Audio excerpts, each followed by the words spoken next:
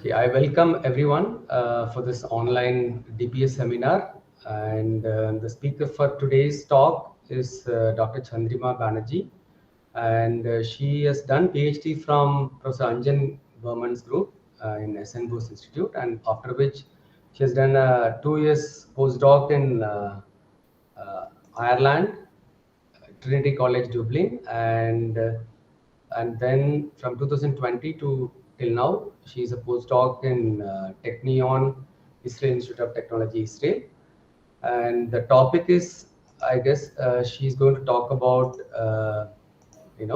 probing and controlling the different aspects of dynamic magnetism using optical pulses. And Chandrima, stage is yours. Please take over. Thank you very much, Dr. Natarajan, for this kind introduction. And I also thank Physics Department of IISER Kolkata for giving me this opportunity today. Good afternoon, everyone. I am Chandrima Banerjee, at present a postdoctoral researcher in Technion, Israel. In today's presentation, I will talk about the topic of Opto-Spintronics.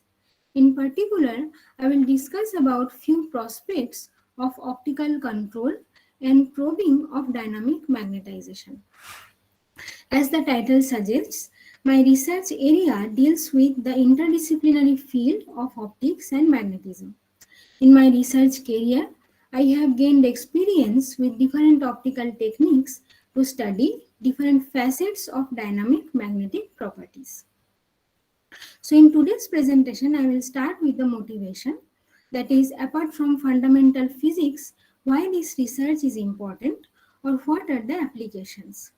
Then I will introduce few magneto-optical techniques and we will discuss how these techniques are useful to study different properties of magnetization dynamics. First, I will discuss about time-resolved magneto-optical pump probe spectroscopy. We will see that using an ultrashort high-energy optical pulse, it is possible to switch the direction of magnetization in a magnetic sample. Then I will discuss about tunable spin wave propagation using Brillouin light scattering spectroscopy in a periodic magnetic structure. Then I will briefly introduce my present research topic, which is attosecond soft X-ray magnetic dichroism spectroscopy. I have recently finished building the setup and presently in a process of taking magnetic signals. So I will introduce you to the prospects of this experiment. So the works in Opto-Spintronics are motivated by the drive to push the computation technology from a scalar or electron charge based to a vector, namely spin based one.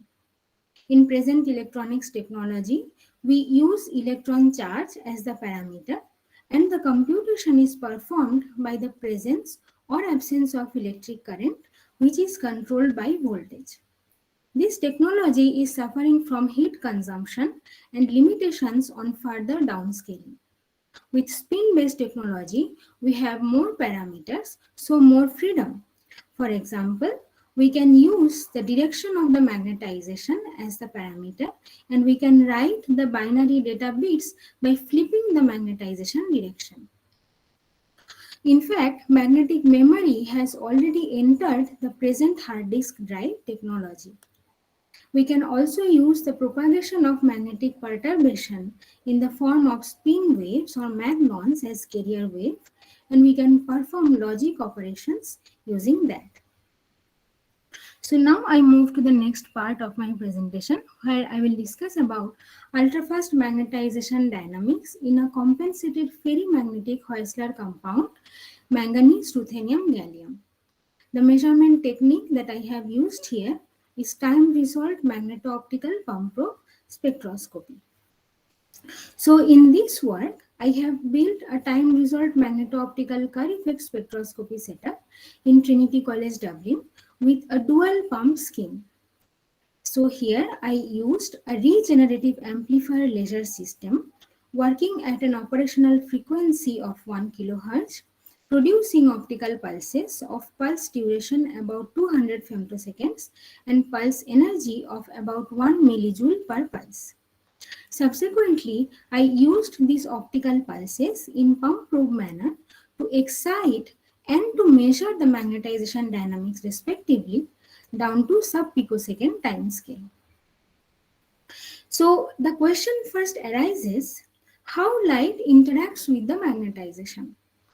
In general, light does not interact with the spin system directly. The interaction of light with the magnetization can be perceived as an asymmetry in the response of left and right circularly polarized lights. In reflection geometry, this is known as magneto-optical Kerr effect. In this case, if a linearly polarized light is reflected from a magnetic medium, a rotation of polarization axis occurs in the reflected beam. The same effect in transmission geometry is known as Faraday effect. In case of absorption, this is known as magnetic circular dichroism, where there is a difference in the absorption of left and right circularly polarized lights in presence of magnetization. So this is about how light is affected in presence of magnetization. Now, when we have ultra-short high energy optical pulses, light can affect the magnetization too. In general, we can think about the effect of optical pulse on the magnetization in broadly two ways. First is the laser-induced heating or thermal excitation. Because the optical pulses have a very high peak energy, it can raise the temperature of the system to a very high value far above the Curie temperature. The other effect that an optical pulse can have on the magnetization is by coupling of the electromagnetic field of the optical pulse with the magnetization. In today's discussion, we will focus on the laser-induced heating only. So here I have shown a typical data where the transient magnetization change as a function of time is depicted. So initially we can see that the system is magnetized, which is shown by this normalized signal on the left side of time 0. Now as soon as the optical pulse hits the sample, it excites the electrons, brings the system to a highly non-equilibrium state, and the magnetic order is lost. This is shown by the step-like drop in the signal. Eventually, the electrons and the spins dissipate their energy to the lattice and an exponential recovery is observed. Finally, the lattice gives away the energy to the substrate and to the environment, and therefore the initial magnetization state is restored. This transient non-equilibrium, this sudden heating inside the system and the corresponding disturbance in the magnetization may lead to several other phenomena such as the magnetic anisotropy may drop, magnetic precession can be triggered, a temperature dependent magnetic phase transition may occur, and it is even possible to switch the magnetization. So this is a schematic diagram of my experimental setup. Here I have used infrared optical pulses of wavelength 800 nanometer coming out of a regenerative charged pulse amplifier system. After coming out of the laser, the beam first goes to a half wave plate and a polarizing beam splitter. This polarized beam is then divided into two parts. The first part goes through a nonlinear BBO crystal where it is frequency doubled, and we see this blue beam of wavelength 400 nanometer. This acts as the probe beam for us and undergoes this mechanical delay stage, which basically introduces the time delay between the pump and the probe pulses. The other part of the beam, which is a red beam, is the pump beam, which excites the magnetization. In our experiment, we have used a dual pump scheme, where instead of exciting the magnetization with a single optical pulse, we have used two consecutive optical pulses. So for that, we have used a Michelson interferometer-like arrangement, where the pump beam is again splitted into two parts. One part goes through another mechanical delay stage, the other part goes through a fixed delay, and they meet together. The paths of the pump and the probe beams finally meet here, and they proceed towards the magnetic sample in a collinear fashion and is focused onto the sample using a single lens. So here the optical pump pulse basically disrupts the magnetization, the subsequent time evolution of which is measured by the probe beam using the phenomena known as magneto-optical Kerr effect. As I mentioned earlier, due to this effect, there is a rotation in the polarization of the probe beam, which is measured using a balanced detection scheme inside this black box. So for that, the probe beam is divided into two components having perpendicular polarizations. Initially, by rotating this half-wave plate, we make the intensities of these two polarization components to be equal. So the detector is balanced. Now, because of the action of the pump beam, there is a change in the magnetic order and a rotation is induced in the probe beam. Therefore, this Chandrima, balancing is, yes, just a few more few questions here. yeah, So why please. do you have to? First question is, why do you have to use 800 nanometer for pump? Why not Mm-hmm. 400? Okay, Mm-hmm. because the photon energy is lesser, right, for 800 nanometer, Yes, yes, and we're using 400 as a probe. Okay, that is yes. the first question. The second one is, why do you have off-wave plate instead of quarter-wave plate? Because normally you want to have quarter-wave plate to make sure that it's circular, and then because of the rotation that you can see is, with the Varadson prism, you can split up into two, right? So Yeah, you mean here or you mean yes, here? yes, yes. Oh, Normally people use quarter-wave plate. You are using half-wave plate. Could you tell us mm-hmm. why Yeah. these are So the first question that why we are using the blue beam as the probe beam. So it is purely because of practical reasons. Because when the BBO that I used, because of the conversion efficiency of the BBO, I did not get if you like very good amount of energy from the 400 nanometer pulses. So the optical pulse energy of, although as you are right that the photon energy is higher for 400 nanometer, what we are using is the heating effect of the optical pulse. So the power of the optical beam actually matters for us for to be pump beam. And for the blue beam, we did not get enough power out of the BBO. That is why we decided that we will use the blue beam as the probe beam. There was one more factor during the experiment that after coming out of the BBO, the profile of the blue beam was not very good like that of the red beam. And because of all these reasons, we decided that we can use the blue beam as the probe beam. And as I said that although the photon energy of the blue beam is higher than the red beam, the pulse energy, the electric field is more for the red beam. So it can act as the pump beam for us. And also as you see that we need to have two pump beams. So the beams is actually equally splitted into two parts, and I needed to have good amount of energy in the two components as well. So overall, it served me well if I could use the red beam as the pump and the blue beam as the probe. Second question is why I use the half wave plate instead of a quarter wave plate. As I showed here, that the effect of the magnetization on the we wanted to study the effect of the magnetization on a linearly polarized light. Here, when I am using a half wave plate, I can rotate the direction of the magnetization. Then I am using a Wollaston prism here, which is splitting the beam into two parts having perpendicular polarization components. If I am using a quarter wave plate here, it will make it circular and the components will be equal. That I don't want to do. When I No, no, want to, no. I think, see, because of the magnetic field, see, you can set your quarter plate in such a way that it is circularly polarized, right? Basically, yes. both components will be zero. I mean, will be equal. But then, when you put on the magnet, right, Mhm. because of attraction, the polarization is going to get rotated.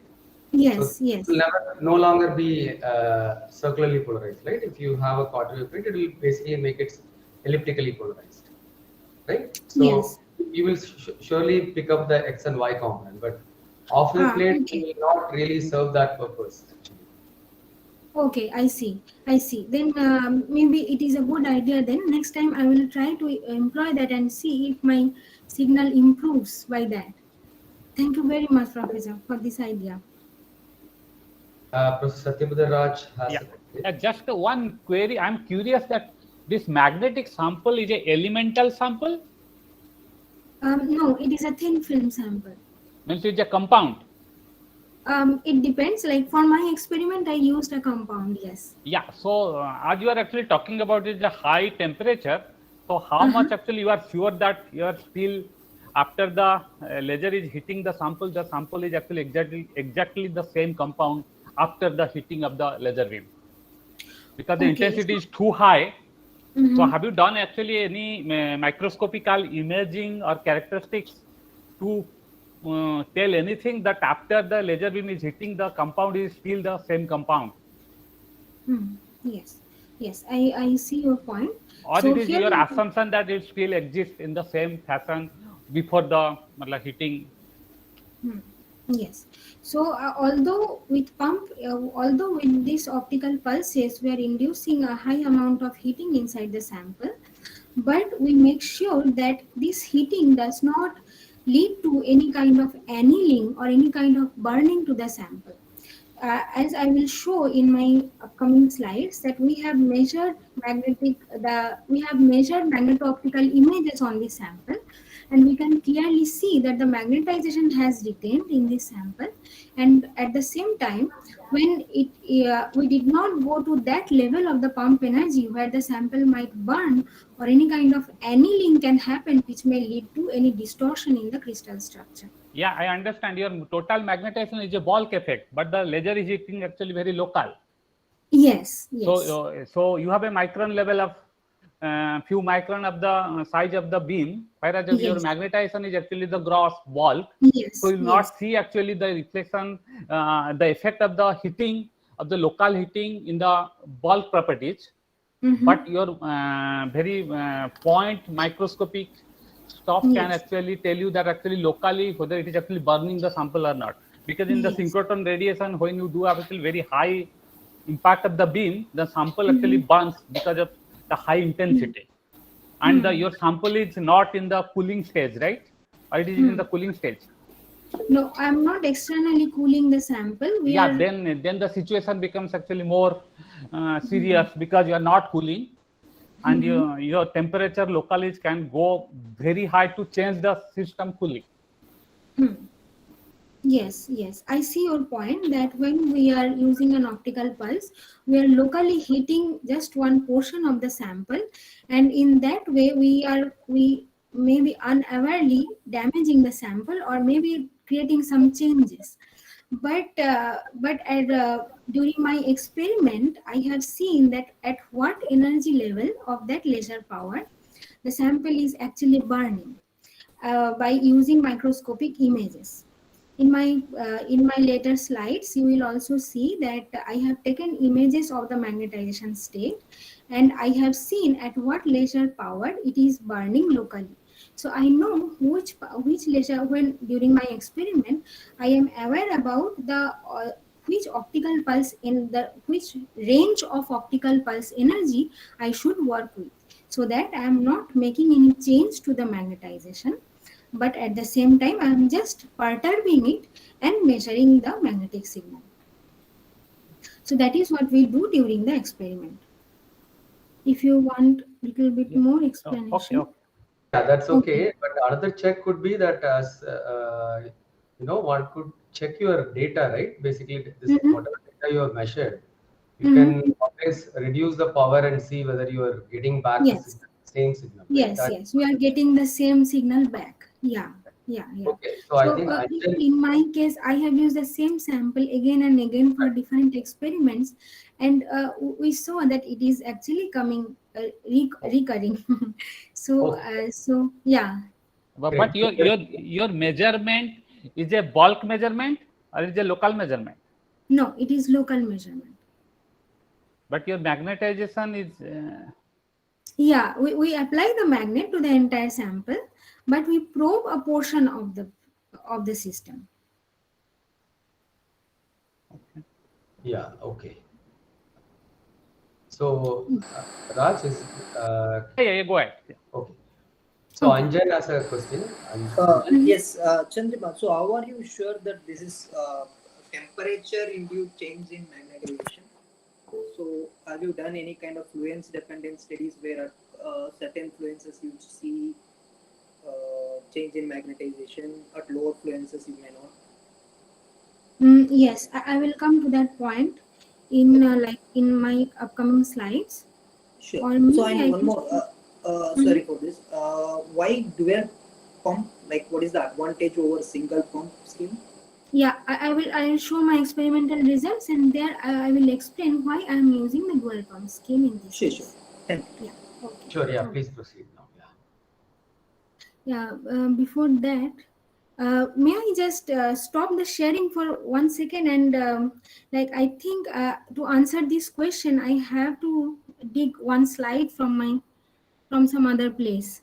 That's okay. Yeah, if you want to do that, Okay. you can do Okay. it now, or you can Let do it me go later. ahead. Okay. Then. Yeah, so before going to the experimental results, let me briefly introduce the magnetic system under study.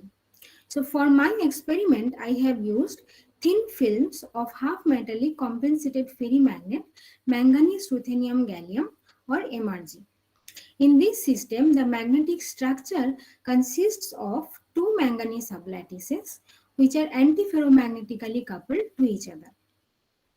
As we can see in this schematic diagram, that the spins of the two manganese sublattices are actually antiparallel, which gives rise to a very small net magnetization which points in a direction perpendicular to the plane of the film. Moreover, the temperature dependence of the two manganese sublattices are slightly different. This gives rise to a This gives rise to a temperature where the two manganese sublattices exactly cancel each other. That is, the net magnetization is zero. We call it the compensation temperature. At this temperature, the coercivity as well as the saturation magnetic field of this system diverges as they both are inversely proportional to the net magnetization. Because using optical pulse, we are inducing a sudden heating inside the system, the temperature behavior of the magnetic subsystems plays an important role in our study. Another interesting behavior of this system is its density of states. Being a magnetic material, this system shows a spin-dependent density of states. However, there is a gap of about 1 electron volt around Fermi level for one spin direction only. As a result, the electrons from the MN4C sublattice only contributes to the Fermi level. This has a direct impact on the optical measurement of magnetization. As optically using infrared laser pulses, we are probing the electrons near Fermi level only. Because of this, we can optically see actually only one sublattice. We cannot measure the other sublattice and neither the net magnetization. In fact, this is why it is possible to perform optical measurements and domain imaging even when the system is at compensation, because we are always measuring one sublattice only. So with this information in mind, let us now, okay. So with this information in mind, let us now proceed to the experimental results. In my experiment, as I studied the impact of these optical pulses on the magnetization, we observed a very interesting phenomenon, that the direction of the magnetization flips to the other direction with the application of each optical pulse. So a toggle switching is occurring. So here is the thing. We took the magnetic sample. Okay. So, Soumya, you want to ask something? Yes. So, hello. Yes. Yes, Am yes, I audible? Yeah. So yes. that domain imaging, I had a question about that. So, what is the typical dimension of those magnetic domains, and what is the uh, whatever the beam spot size? What is the beam spot size? So, as you are Yeah, telling that you are I will. come to that, you can see the beam spot size is actually about 100 to 200, around 150 microns in my case. And normally this system is, because it has a very high magnetic anisotropy, we get a single domain, but during the switching, we get small domains in this system. I will come to that. Okay, sure. Okay, please. Yeah. So as I say, that we saw an interesting phenomenon during Chandrima, our I have a question. Yeah. Sorry. Can you hear Yes, me? please. Chandrima, can you hear me? Yeah, I have a question. can. So you said that the basic idea is that when you're shining light, the primary job of the light is to heat up the sample somehow, and then look at Yes. the magnetization dynamics of the system as a function of temperature, right? So As the a job function of the light, time. as far as the coupling of the, as a function of time, or yeah, of course time, because it's dynamics, but it's basically you are changing the effective temperature of the system as a function of time, and that's Yes. acting back on Yes. the magnetization, right? I can think of it that way, right? Yes. Is it, Right. okay. So now the question is, let's say that I don't do this this kind of light shining. I have another mechanism by which, by putting some heater or something, and exactly as a same function of time, I heat up the sample, but completely different mechanism, which has nothing to do with light. Do you expect to see the same physics if you apply a probe on it? Yes. Yes. Yes. You do. So if we suppose instead Okay. of using an optical pulse, we use a heater which is fast enough to heat the sample in that Right. ultra fast time scale, then we will see the same effect if we use a probe pulse. This is true. Okay, so okay, this is true, which means you are claiming that so somehow the magnetization is not directly coupling to the polarization of light or whatever, or is not directly coupling to the light. How should I think about it? So is it going and hitting the lattice first, and the lattice is transferring the heat to this? Yeah, we can think about it. The light first interacts with the electrons. Then we call it a three temperature model, where it is assumed that when this light interacts with the electrons goes to an excited state. At that very short time scale, when electrons These electrons are not mobile. thermalized. These are mobile. Yes. Chandrima, These are mobile electrons. Are these mobile electrons? So at the process, mobile. Okay, fine. Yeah. Go ahead, please go ahead. Because we are using the infrared optical pulse, we are probing the electron states, the valence electron states at the Fermi level. So in this case, when these electrons are excited by the optical pulse, while they are getting thermalized with the system, this is the dynamics of that time scale. So the electrons are interacting with the lattice, so the phonon vibration is occurring. Then the electrons are interacting with the spins, and we are studying the dynamics on the effect on the spin. But whatever is happening involves the electrons, spins, lattice, everything. So we can, as I mentioned here, that first electrons interact with the spins, then it goes to the lattice. So initially the spin angular momentum on the magnetization order is affected. After that heat energy or whatever energy is accumulated in the electron or spin system, then it goes to the lattice for the thermalization process. And in our system, because it is the beauty of the magnetic sample that when we are heating it at that ultra fast time scale, these phenomena are occurring, which I am going to say now. Should I proceed? Thank you. Or Thank you. Okay. Yeah, please proceed. So yeah, thank you. So as I mentioned, that when we applied this optical pulse, we saw a very interesting phenomena where the magnetization could be switched using an optical pulse. So we took the magnetic sample, we fired an optical pulse on it, and we took the magneto-optical image of that affected area. And we saw that a domain having opposite magnetization orientation with respect to the surrounding has occurred. Now we fire the second optical pulse, we see that the domain switches back again. So this toggle switching of magnetization is occurring with the application of single optical pulse in this system.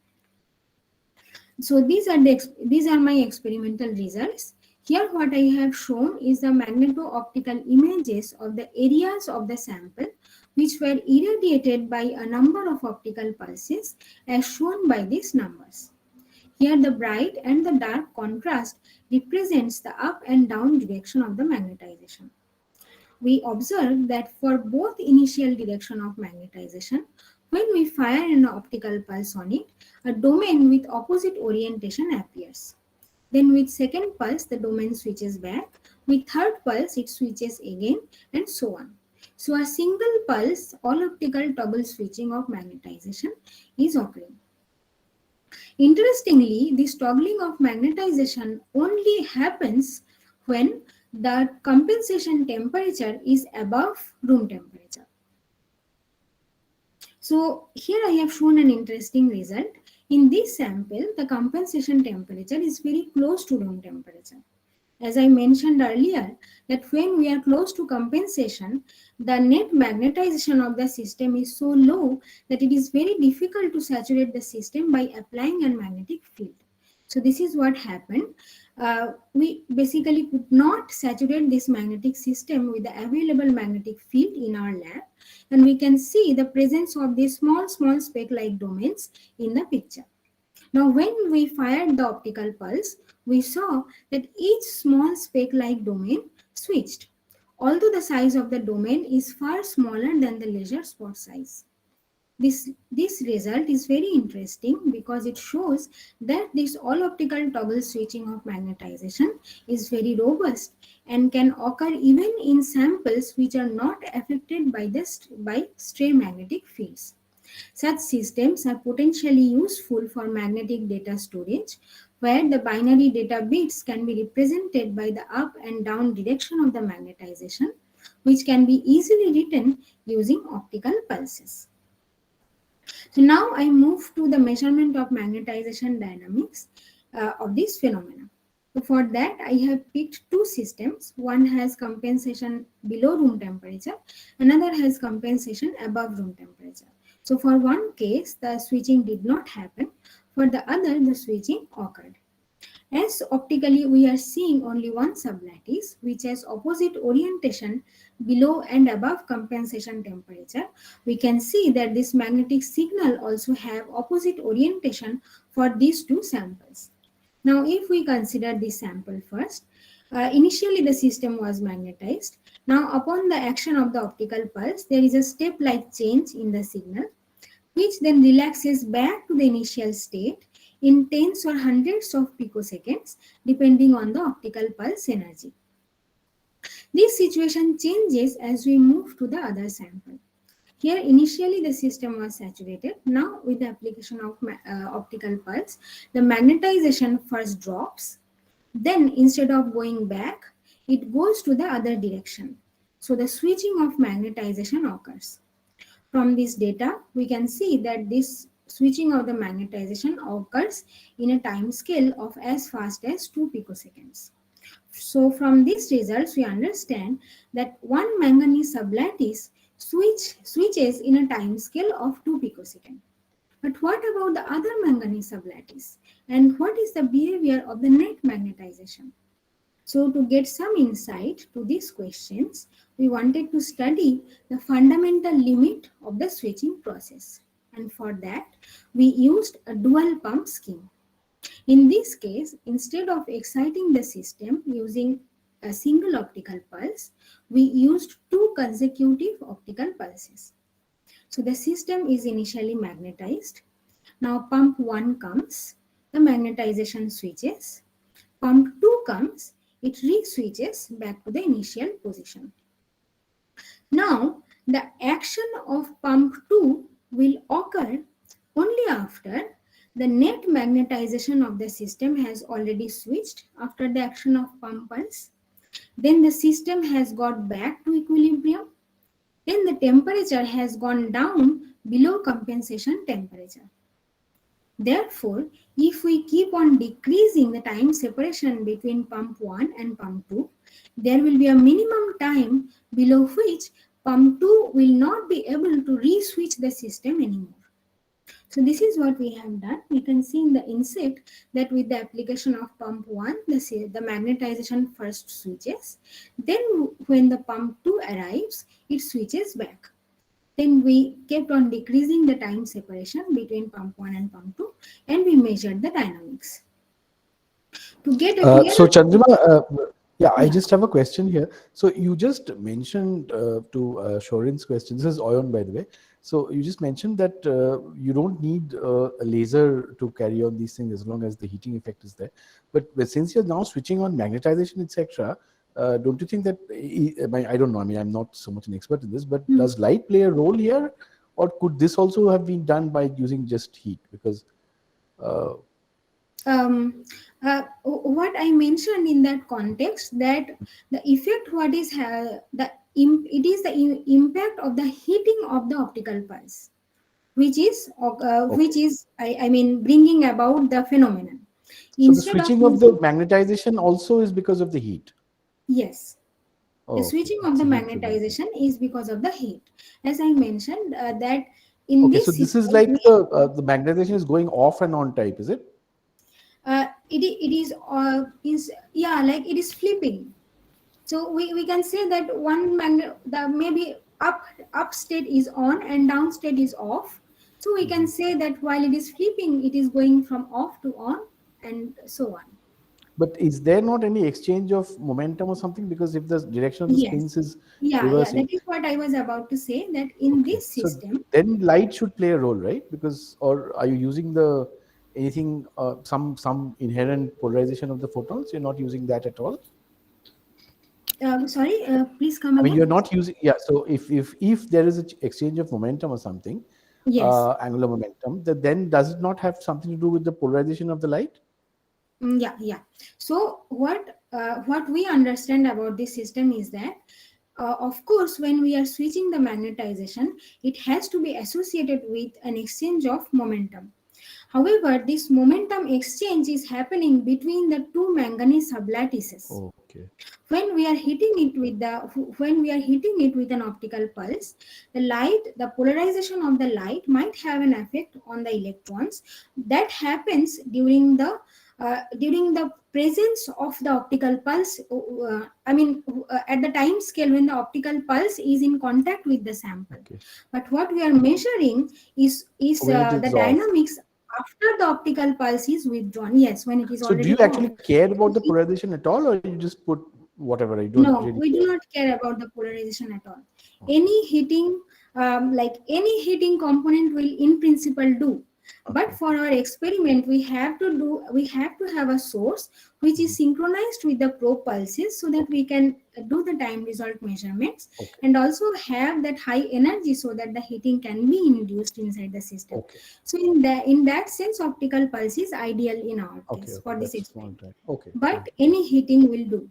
Okay. And this exchange of angular momentum is happening between the magnetic sublattices. So what my point is that when the optical pulse imparts the heating inside the system, it is at the time of relaxation, when the magnetic moments are relaxing back after the impact of optical pulse, they are exchanging the momentum between them in order to relax. And by doing that, it switches in this system. Okay. So to get the switching, we have to have a multi-component magnetic system. Okay. Using the elemental magnets, it is not possible. I see. Chandrima, I think just Vipul one has a question. question. You had a diagram in which you had shown the two sublattices. Can you go back? Maybe it will make sense better. Yeah. I think Professor Vipul also has a question. This one, or Yeah, you can explain in terms of this. Yeah, right. This one. yeah. So what my point is No, that I think it's fine. Actually, my question is done. So I think Vipul, I think Okay. you need to go ahead as well. Professor Vipul has. Yeah. Usually this heat diffusion time scale or change of temperature that occurs in a very, very slow time scale, microsecond to millisecond time scale. what is the mechanism of this very fast temperature change? Do you have any explanation of, or like? Yeah, I Changing understand. lattice temperature is changing in So when- picosecond time scale. That I'm not able to understand. What is the mechanism? Yeah, so when we say that the heat dissipation time scale, when we consider it in microseconds or milliseconds, it is about the propagation of the heat across the lattice. Here what we are talking about is the transfer of heat from the electron to the lattice. So we are at a non-equilibrium time scale where the system is not like at equilibrium with the optical pulse yet. So the optical pulse has imparted the energy to the system. The electron is trying to equilibrate with this new environment by giving the energy to the spins and to the lattice. So when I'm saying 2 picoseconds, it is about the transfer time. It is the interaction time between the electrons and the lattice. At this time scale, electron is giving away the energy to the lattice. Then the lattice will dissipate this energy to the substrate and to the environment, and the substrate will heat up in time scales of microseconds or nanoseconds in that time scale. But what we are talking about is not about the dynamics inside the lattice or the propagation of heat inside the lattice, but the transfer of heat from electron to the lattice at the first moment when it is like when the light pulse imparts that energy to the electron. So it is basically a non-equilibrium dynamics. Does this answer to your question, or? Yeah, maybe you can. Hello? Okay. Still, you are measuring an average change in temperature of the bulk sample. So that I'm not very sure. No, I'm not measuring average change in the bulk sample. I'm measuring the local change in the temperature due to the effect of pump pulse onto a very small spot. And from that spot, that temperature or that energy will dissipate away to the other part of the sample. That will take nanoseconds or milliseconds, like that. But when I am imparting that energy at the first moment, when the system, the electrons are just excited, the system is not in equilibrium yet. At that time, the electron will take the energy from that optical pulse. Then it will interact with the lattice, with the spin, to equilibrate with this new energy state. That is the dynamic. Then to interact with that, what is the phonon frequency in this sample? What is the phonon energy? Is it like phonon is responding in that picosecond? Yes, phonon will respond to it. Phonon frequency, I have not thought about that in that manner. What phonon frequency will be imparted. All I understand is that the wave vector, of course, from the conservation of wave vector, because we are dealing with magnetic moments, and to change a magnetic order by using optical pulse, that spin angular momentum is transferred to the lattice. But it is just the phonons will be excited because of this increase in the temperature. And and in that sense it will be the statistics of the system, like depending on the temperature transfer, those phonons will be excited depending on the phonon statistics. Yeah, maybe you proceed. You should proceed. Okay.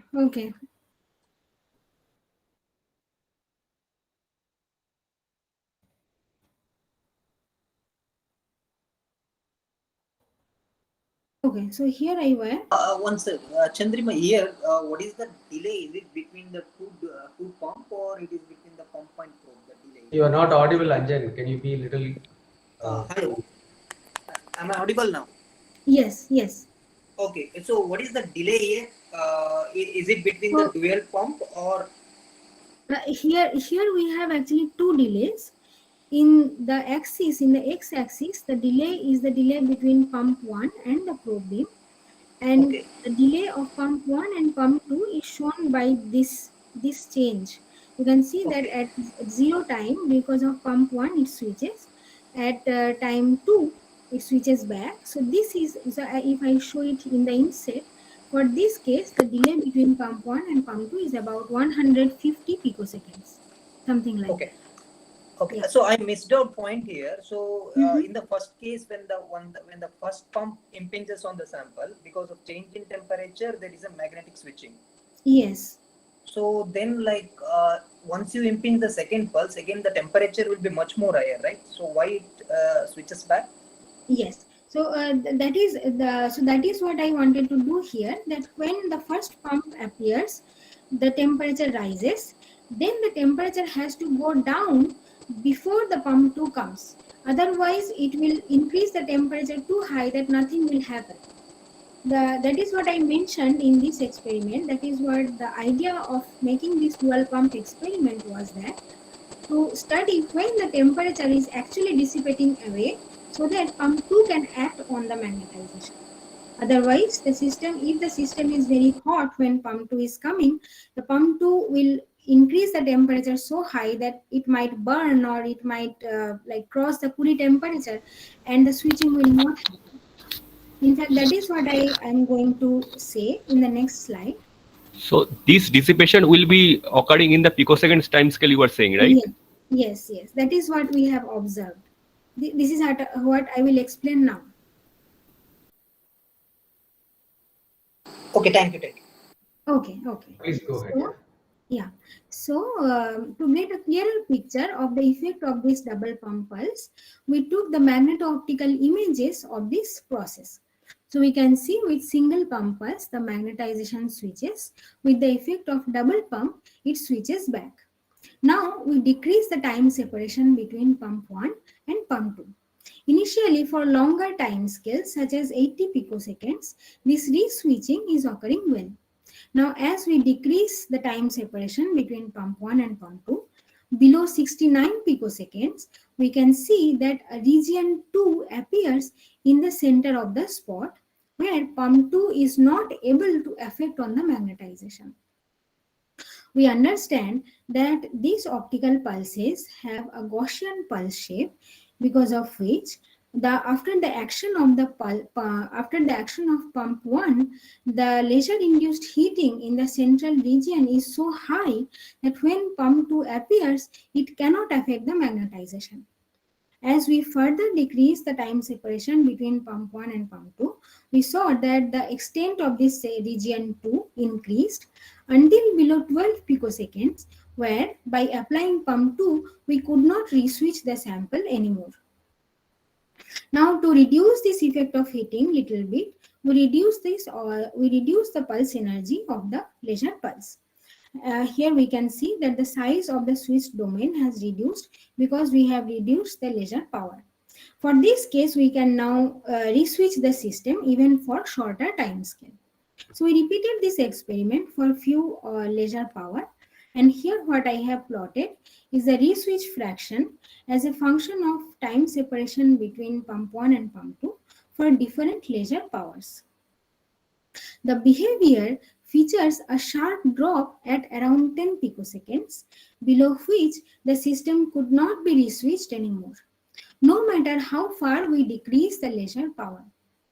We understand that this poses the fundamental limit of the switching process, which actually corresponds to the spin lattice interaction time in this system.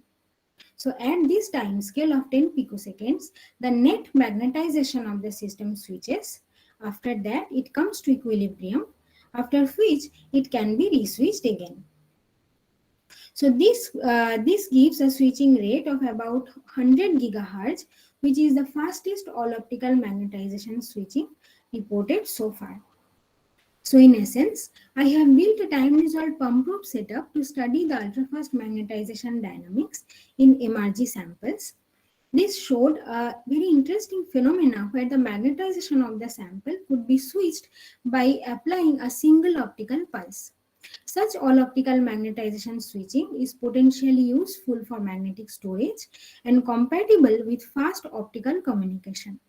The underlying mechanism also shows a new physics of magnetic switching, which will open new possibilities in optospintronics in future.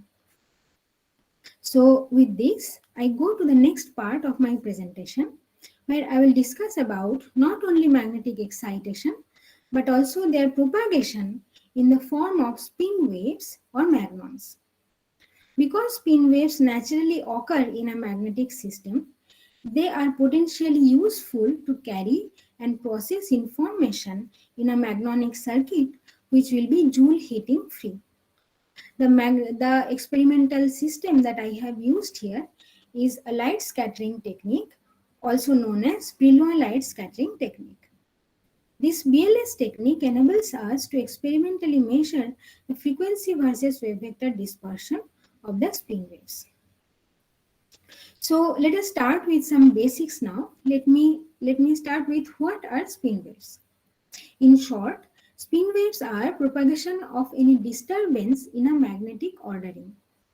When a magnetic field is applied to a magnetic moment, it undergoes a precision about the effective magnetic field, which is described by this Landau-Lifshitz-Gilbert equation.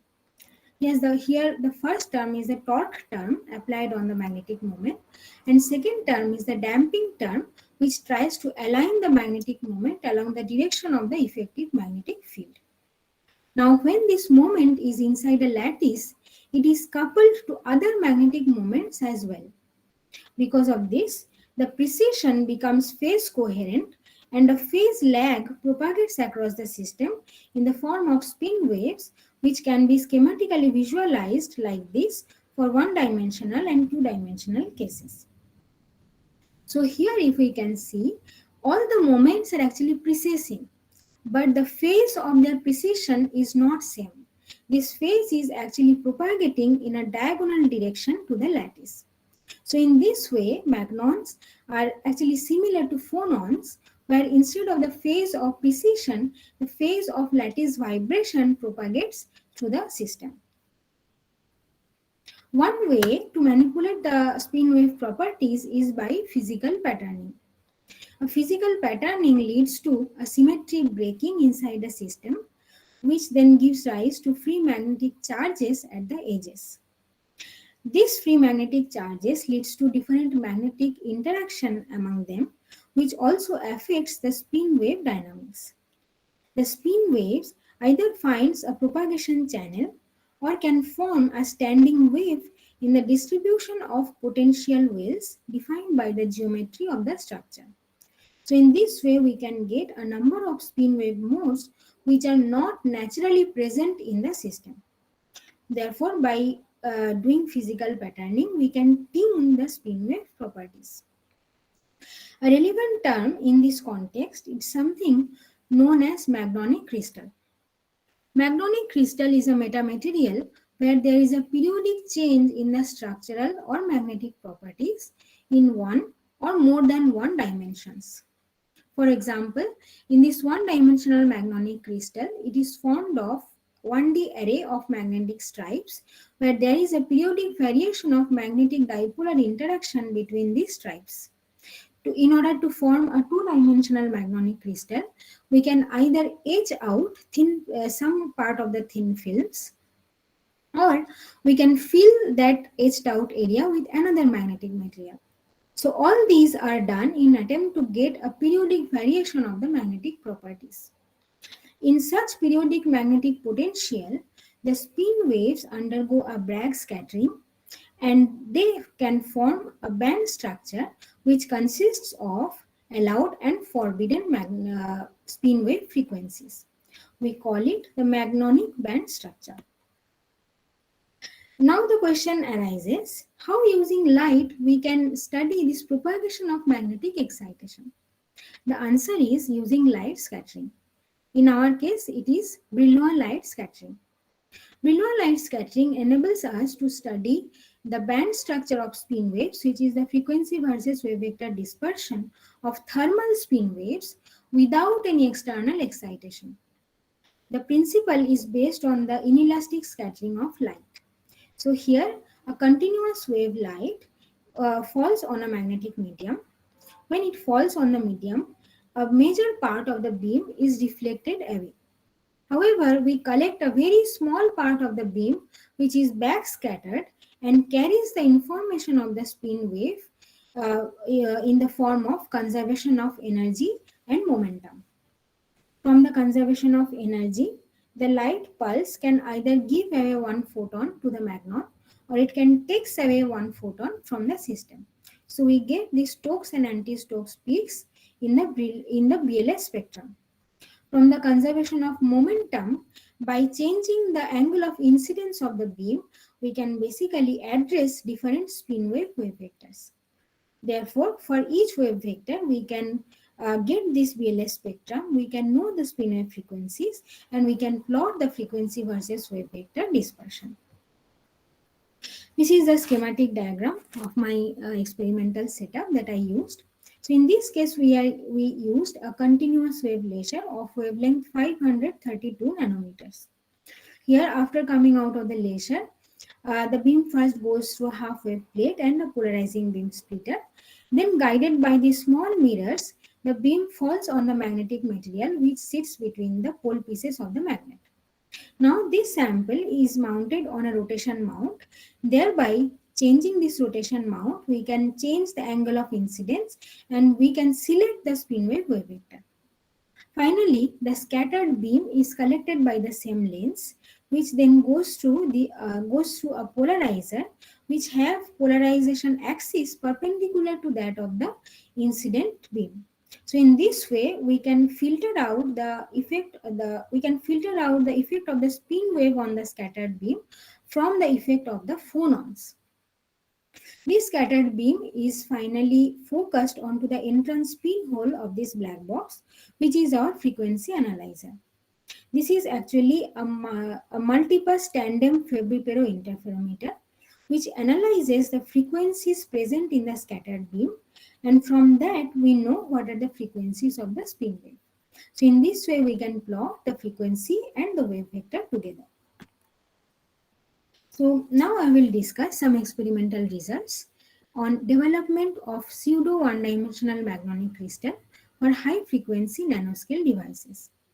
So in this work, we have measured the magnonic band structure in a pseudo one-dimensional magnonic crystal.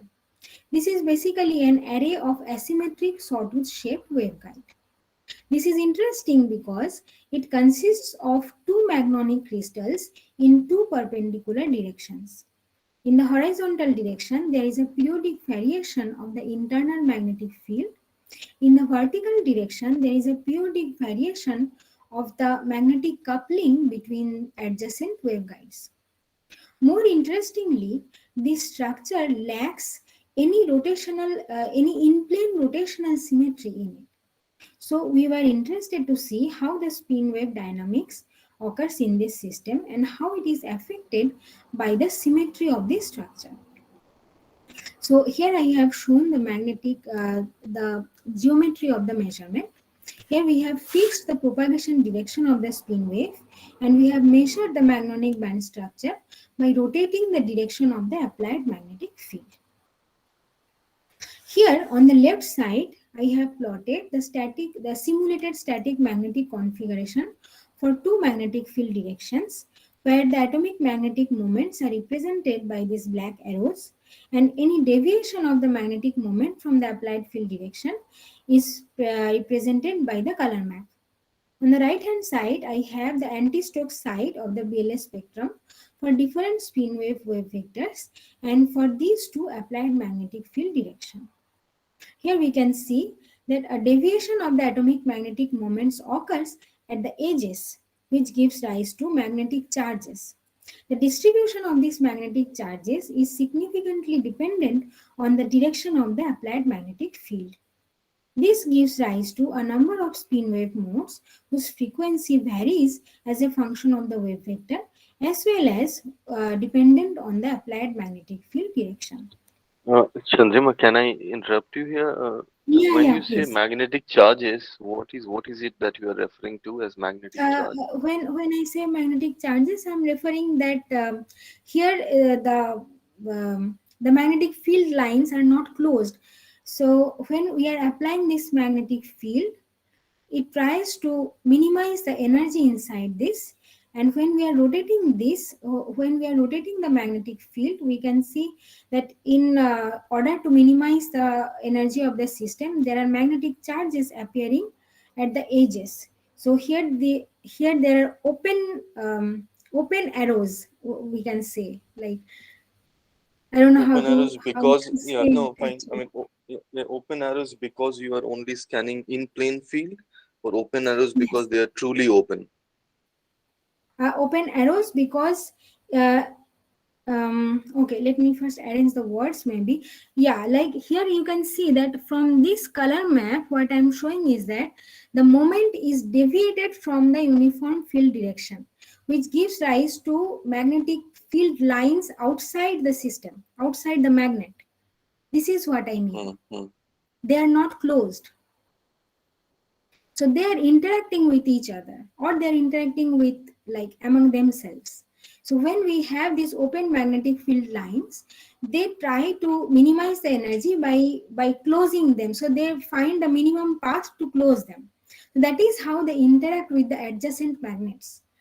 The way we see when north and south pole interacts with each other. So each north pole tries to find a south pole to finish the line. So when we are in these small micromagnets also, when we are applying magnetic field, we can see that this magnetic field lines out of this magnetic structure is not very uniform, but they are trying to find the south pole to end up with. So they are basically free here. So we see these magnetic charges here, which will take part in the magnetic interactions. That's the sense in which you are calling it like monopoles or something like that. Yes, yes, magnetic monopoles. Yes, in that sense. Yeah, so Yeah, here please on the go ahead. left side, yeah, thank you. So on the left side, I have shown the magnonic band structure for this system when the applied magnetic field is perpendicular to the spin wave propagation direction.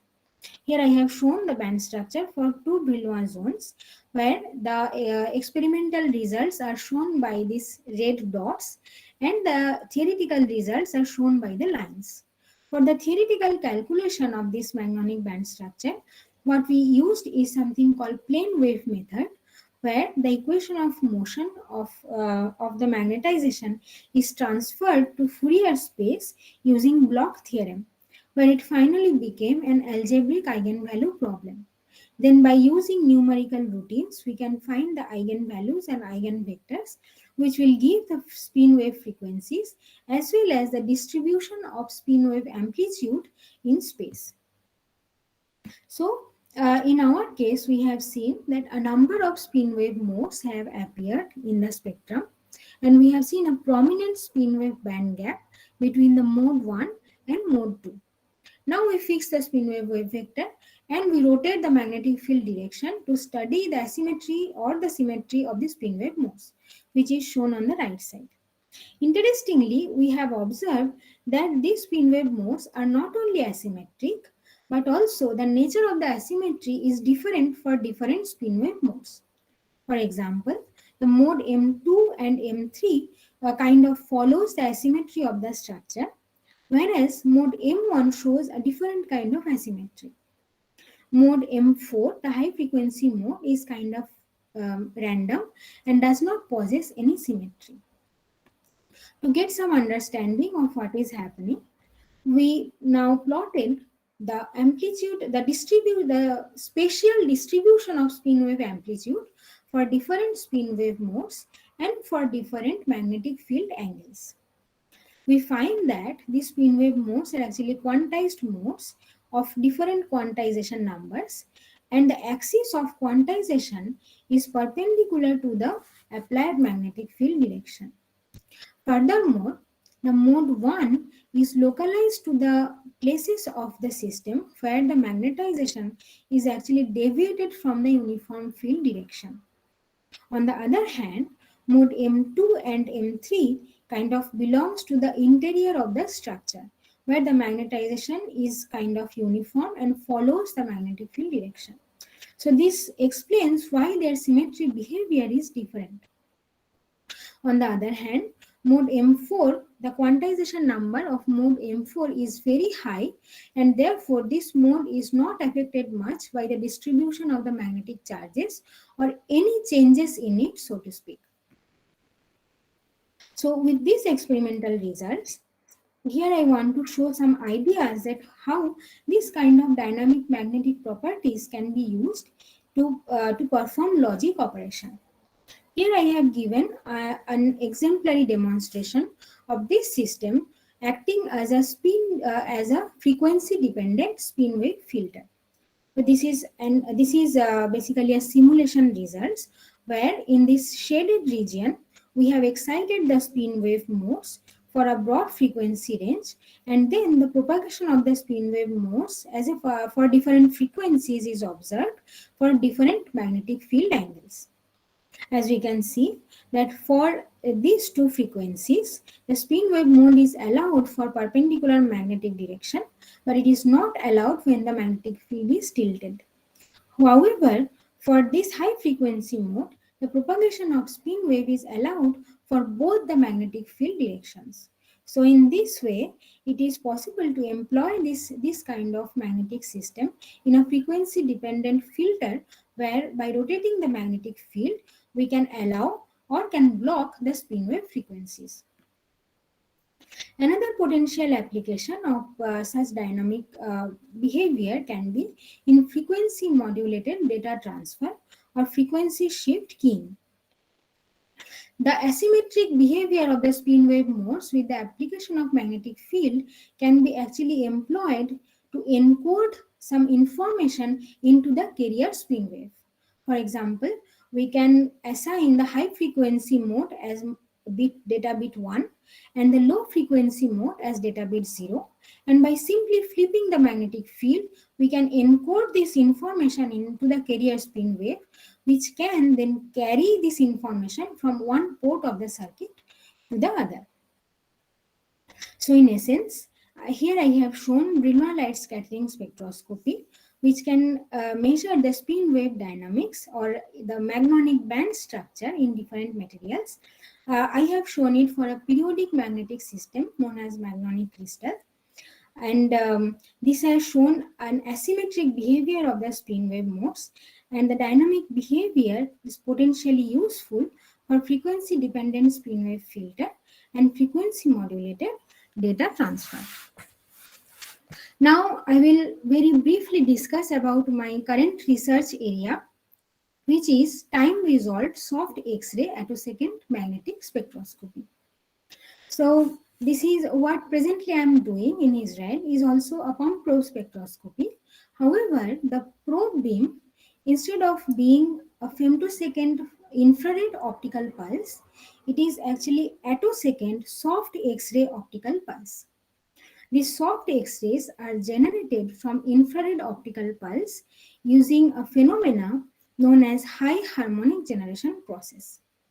High harmonic generation gives rise to a train of attosecond pulses, the Fourier transform of which gives a broad spectrum in the XUV and soft X-rays, which absorption lines of different materials.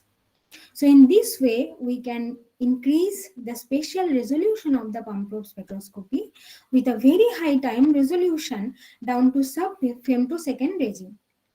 Then by using X-ray magnetic circular dichroism spectroscopy, we can get the in-depth information about light spin interaction in a complex magnetic system. So in a high harmonic generation process, a very intense infrared optical pulse is focused onto a gas jet. In my experiment, I am using a neon gas. Under the influence of this very high, like this intense optical field, the gas atoms ionize. That is, the electrons undergo a tunnel ionization from the gas atoms. Then following the optical cycle, the electrons jump back onto the ion, and in this process, it emits an attosecond photon pulse. Now, if we take the frequency spectrum of these emitted attosecond pulses, we will see that it consists of high odd harmonics of the fundamental laser beam which was initially used to generate them. The frequency spectrum belongs to the soft X-ray to XUV regime, which actually corresponds to the energy levels of the core electrons of different magnetic materials. Therefore, if these pulses now fall on a magnetic material, the energies which are resonant to the magnetic system will be absorbed. Now, suppose if we have a complex magnetic system where there are many magnetic subsystems, then each magnetic subsystem will have their own resonant energies. And in this way, we can simultaneously study the response of each magnetic subsystem as well as the interaction between them.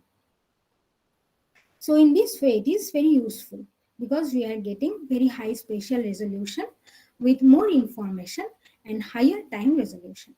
For example, I have shown here one recent study where optically induced transfer of spin angular momentum from one magnetic sublattice to other magnetic sublattice was observed in a Heusler compound. So this is a schematic diagram of my present experimental setup. I have recently finished building the setup and presently measuring the magnetic signal in it. So here I am using infrared optical pulses of 800 nanometer wavelength. A major part of the beam is used to generate the XUV beam. So we can see that using a lens, this beam is focused onto a gas jet where this XUV and soft X-ray pulses are generated. The other part of the beam, which is the infrared beam, acts as the pump beam and undergoes this mechanical delay stage to introduce the time delay between these XUV probe pulses and the infrared pump pulses.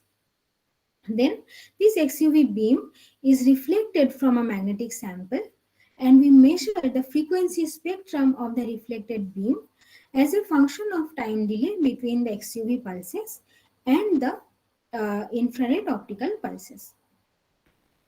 Because we are dealing with very small wavelengths in our experiment, a major part of the setup actually sits inside vacuum chamber.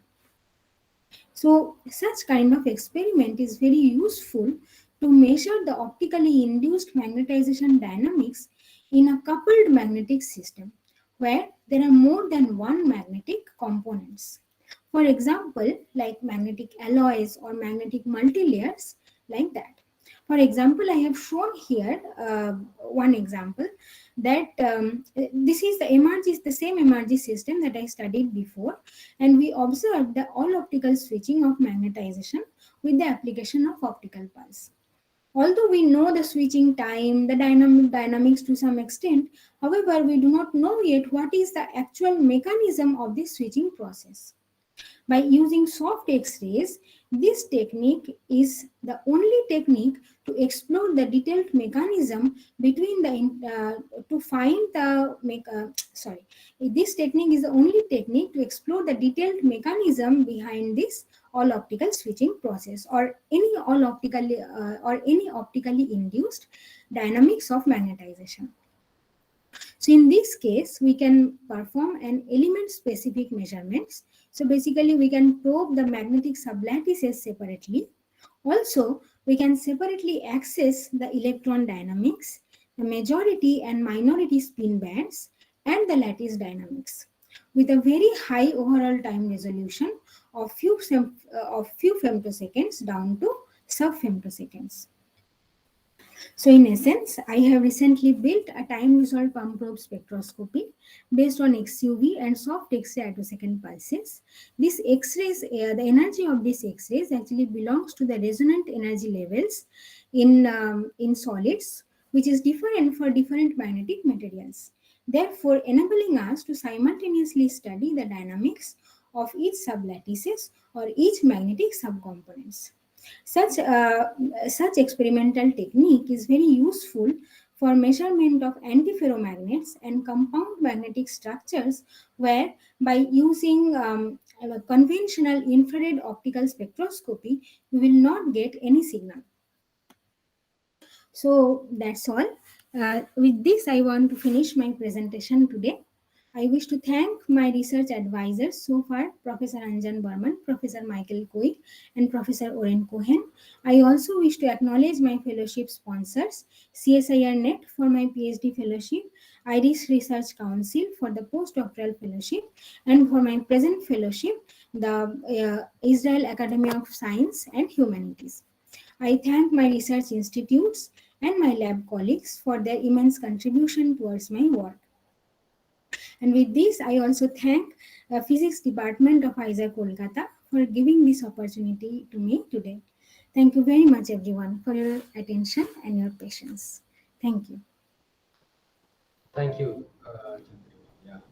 Yeah. So now the floor is open for questions. If any other questions are there. Otherwise, I have few questions. Maybe like if nobody's coming up, I will ask you. So what about this attosecond? What you are saying that you are able to generate? So were you able to measure the pulse width? In principle, yes, we are able to measure the pulse width using a rabbit or frog technique, but I have not done yet that. I just look at the frequency spectrum, and when I'm seeing the spectrum, I know I calibrate the spectrum, and from that I understand what frequencies I'm getting. How do you measure the spectrum? I measure the spectrum using a grating here. So this is actually an XUV grating, which Right. works in the XUV to soft X-ray regime. So using this grating, I find the frequency spectrum of the generated pulses, and we can calibrate the spectrum to find the harmonic order. And from that order, we can calculate what is the optical pulse energy. Okay. And another thing is this three temperature model what you are talking, right? Yeah. So Yes. what is the maximum temperature it reaches with your pulse? So the maximum temperature for, if we take, as I say, let me go back to the slide.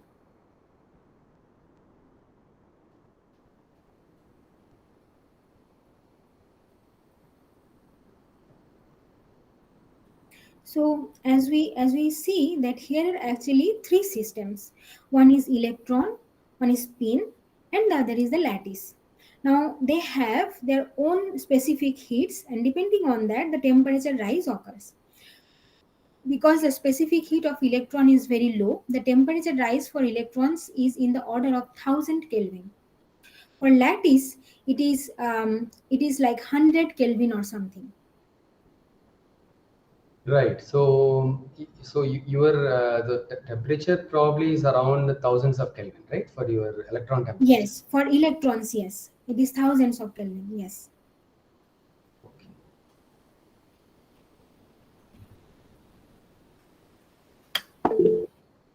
Anubhav has a question. Anubhav, please unmute yourself and ask. Yeah, I had a question in the Brillouin light scattering part. Okay. So what is the sample that you have used? Like, what is the ferromagnetic sample? It is, yeah. So I have used a sample made of permalloy, which is, Permalloy. Okay. yeah, alloy of nickel and iron. And we have Okay. patterned, yeah, we have done patterning and then we measured it. Okay. And I understand that after that you have probably done some, I guess, some micromagnetic simulations to Yes, show yes, the filtering effect yes, by changing the bias field directions. yes, yes. So, so in that, what is the typical, I mean, the coherence length of the magnons that you find in the permalloy? Yeah, so normally the coherence length that we take is lower than the exchange length in the system. For permalloy, I took 4 nanometers of cell size. Okay. Yeah. Okay. And so for in that note, so you also discussed the applications in frequency shift keying. Yes. So that is something which one would typically use in communication systems. So Yes. uh, like my question is like if the coherence length is of the order of say 4 nanometers, like then how do you use a scheme like that for, say, communicating over even like cheap scale distances might be greater than this order. So how do you tackle that problem? Yeah. So actually, when I meant 4 nanometers, it was not actually the coherence length of the spin wave, but the coherence length in terms of exchange interaction. So when I did the micromagnetic simulations, I took my magnetic cell sizes of 4 nanometers. But when we deal with the spin waves, these are not actually exchange modes. These are dipolar coupled modes. So in this case, the coherent length is not that small in the range of nanometers, but of course they are not that great as well, as you just said. There are few microns only, like maximum tens of microns, like that. So at this moment, either we have to find out a strategy to decrease the damping in the system so that the coherence length of the spin wave increases and we get the spin wave flowing inside the system without much of damping, or we have to use that what is that called, coupler or something, coupler or repeater, I think, that we have Yeah. to use that frequently so that the when the amplitude decreases, it again is amplified, and then we can like propagate the information in that way. Okay. Okay. Okay. Thank you. Yeah.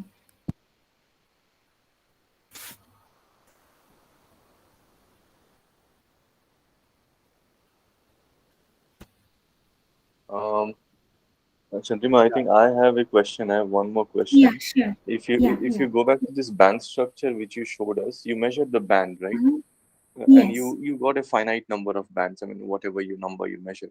So yes, now yes. usually think of a 1D lattice and imagine that Mm-hmm. in a 1D lattice you have 1 degree of freedom per unit cell. Then you Yeah, expect a single band to come out, right? Now, if yes, you have 2 degrees of freedom per unit cell, then you expect two bands, and so on yeah. and so forth. So Mm-hmm. now here you have an idea the number of bands you are getting and the structure you have developed. How is it correlating with one another? So can one make a guess? Given the, I mean, as you said, I think I was Yeah. hearing the answer to the previous question. You also have some idea of, I think, where is the reference to a unit cell, the 4 nanometer or something you said. I should think of that as the Mm-hmm. unit cell. What's your, if I want to, force myself to kind of think of a unit cell of the structure you built, whose, Mm-hmm. periodic translation will generate the full lattice, then how do you correlate that to the bands you are getting? Is it easy to do, Mm-hmm. or in your simulations, it's too hard, or Mm-hmm. do you want to comment on Okay. it? Yeah, Is this the is question actually a clear? very, yes, this is Okay, actually a great. very Go ahead. nice question. Yeah, so when I say that I have taken the unit cell of 400 nanometer, this is the unit cell for this micromagnetic simulation. In this micromagnetic simulation, I want to recreate the magnetic configuration inside this structure. So this is the static magnetic configuration, which will just minimize the magnetic energies inside the system and will give me the final magnetic structure, which will incorporate the exchange interaction, the dipolar interaction between the magnetic moments and that. However, when we are measuring the propagation of spin wave and the band structure, the unit cell is not that small 4 nanometer unit cell anymore. Here the 4 nanometer is just a small black arrow. But when we are talking about this periodic magnetic structure, this entire this rectangle is my unit cell, which is repeating in space to give me the magnonic crystal. So my reciprocal lattice vector is actually inversely proportional to this lattice constant, which is from the center of this square, for this rectangle to the center of this rectangle. And as you said, in our simulation, we use a number of unit cells, and depending on that, we get a number of modes.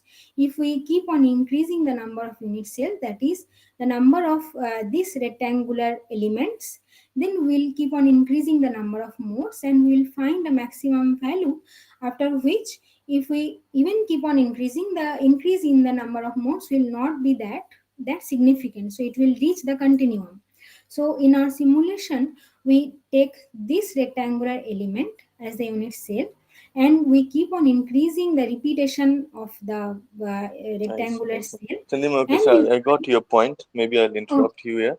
Okay, so maybe what you're saying is correct me if I'm wrong. So you are saying that the count you're giving us is of number of modes, but not number of bands. In a sense, if I imagine an infinite lattice in one dimension with one atom per unit cell, then I get exactly a yeah, cosine band, cos, right? And then, of course, if you ask me yeah, number of modes, probably what you're counting is number of k modes, number of momentum modes there, right? So one thing is the counting of number of modes, which has to do with the yes, number of degrees of freedom you have. The other thing is the number of, the bands you got. Here, yes, I think M1, M2 are really bands, and then these points are yes, probably the number of modes. If you add up all the points, probably these points will add up to the same number of tiles you have on your substrate, right? So now, can you predict? yes, I think what I'm yes, asking you not about the number of points you got, but the number of the bands you get, which you name by M1, M2, M3, M4, M5. So looking at your fundamental lattice, can you predict how many bands should you get? I see that you get a couple of distinct bands. So in yes, yes. principle, I would imagine Yes, that you have that many degrees of freedom inside the unit yeah, cell. yeah. Like that is what we know about the electronic band structure. That I understand that when we have more number of bases in the lattice or more electrons, we have those many bands. But in our case, in this simulation, when I did, this is the analogy that I found, that when I'm repeating the number of cells, it is actually giving me more number of bands. When my G value, which is a reciprocal lattice vector, the number of G values under consideration is increasing, we are getting more number of bands. That is what I observed in my Do you understand it? calculation. Do you I understand it? Yeah, maybe I do not fully I cannot correlate one to one basis from the electronic band and the magnonic band, but No. I mean, maybe you I should have not to think think of about it. electronic bands. I think the underlying maths is same. Yes, So I yes, think of course. I so understand it your doesn't point. matter. Maybe, Yeah. yeah, I have to think in that line a bit. I cannot clarify that at this moment very Because you had clearly. this interesting thing, you showed us a band in which the weight factor of each of the band was really lying on the edge of the unit cell. It's very Yes, anisotropic. I mean, that's the point. I mean, if I yes, think of each unit cell having certain degrees of freedom, you are saying there is a band which has a weight only on the edge of the brick, not all over the brick yes, or all over the tile. yes, yes. And that's very Yeah. So anisotropic. So it is, probably yeah, yeah. So you it can is, break you need to smartly break the brick into subsystems which are repeating themselves, and that will give you the number of degrees of freedom count, which will probably give you yeah, the number of bands you maybe. expect. And All I know is that in my calculation, I took a number of these rectangular cells. I mean, this rectangular, how to say, this rectangular magnetic element, and then I repeated this. So I applied a periodic boundary condition, and I saw that when I am in my I think, consideration, yeah, when I'm I know, I using, got your point. I got your point. I think yeah, what you yeah, should do is a okay, symmetry. Of course, the repetition is not symmetric very nicely, but yes, of inside the course, yes. box, you have some symmetry, and you have to pay attention to that. Yeah, Right? yeah, Inside each tile, there is certain symmetries, and that is enforcing something as you repeat the tile. Right? yeah. I think you Okay, are fine. right. I have to think more about that when we study a bit in this. Yeah. Yeah. Okay, Thank you I very think I'm much. done. Thank you. Okay. Yeah, I'm done. Okay. Any more questions? Anyone else? Yeah, so Chandrima, this is Oyon again. So this is not so Yeah. much of a technical question. So generally, your research interests, independent research interests, so will they be aligned to what you talked about here, this soft X-ray pump and probe stuff, or My independent research interest will be to set up two experimental techniques. One is based on the time resolved dynamics, which initially I want to build with infrared optical pulse, and then I wish to extend it to soft X-ray pulses. So Because we typically, will the get, soft X-ray thing, I mean, in terms of expenses and all, what is the funding levels? Yeah, this soft X-ray, for this soft X-ray, we are using the conventional amplifier laser only, and maybe some expenses for the vacuum chambers, but I do not consider. What kind of vacuum do you need? What kind of vacuum? I do not need. I just need high vacuum, minus No, so 6. how much typically? Minus 6. That is not very high. Okay, not ultra high vacuum, right? No, not ultra high vacuum. Yes. So 10 raised to minus 6 torr is enough for me. So you think this... my expenses basically are the amplifier laser and the optics, and some expenses for these vacuum pumps and the chambers. And also, if possible, I wish to build another BLS setup for what setup? Brillouin setup. Which I want, what I personally want to do is not measuring the band structure, but imaging the propagation of spin wave using a microscope objective. So this kind of imaging is only possible with this kind of light scattering only, and I want to build that setup where I can image the propagation of spin waves in different magnetic systems. Because of the anisotropic dipolar interaction, the propagation of spin wave is not very symmetric, and we can easily engineer it, and we can change the isofrequency contours, the phase fronts of the spin wave modes, and this way we can decide which way the spin wave will go, and in a device we can perform different kinds of logic operations. So but you need a basic femtosecond laser, right? So that is sorry, basic? You will need a sort of a ultra fast laser is absolutely what you need. Yes, that will be sufficient. Ultra fast femtosecond. What is the repetition rate? What is the pulse energy you're looking at for generating pulse energy for this infrared spectroscopy? Pulse energy of 1 millijoule is enough. But if we want to extend it to the soft X-ray experiment, then I need little bit more pulse energy, such as 5 to 7 millijoules are required. And duration is about 1 kilohertz system, right? Do you need a 1 kilohertz amplifier? Yes. Okay. Yes. So an amplifier laser system with pulse energies of about 1 to 7 millijoule, whatever I get, I can build a system out of that. Either the infrared spectroscopy or the soft X-ray spectroscopy, depending on the budget and the availability. No, but if you are given the option of, say, selecting two, I mean, you can't do all of them, obviously. So, yes, of course. Then what would be your priority? Like XMCD? My priority would be the time resolved spectroscopy, because presently I'm doing that and I have some ideas which I want to proceed with. So that is what I want to start with. But time resolved spectroscopy, there are already a lot of people here. In that case, I can start with the BLS then. No, that is something. Of course, that's a different discussion. I was just asking about. Yeah, okay. I think. No, but you can set up the XMCD. Yes, I have recently set it up. Yeah, that of course depends on the funding levels and all. So that. That is dependent on the funding, of course. So the funding for, if you allow me, I can show you some of my future plans. But for that, I have to stop this. That is not required. It is different, I think. Okay. Of course, we can have a different interaction later on. Okay. This is not probably the venue for that. It's not an issue. Okay. No problem. We will hopefully be in touch. Okay.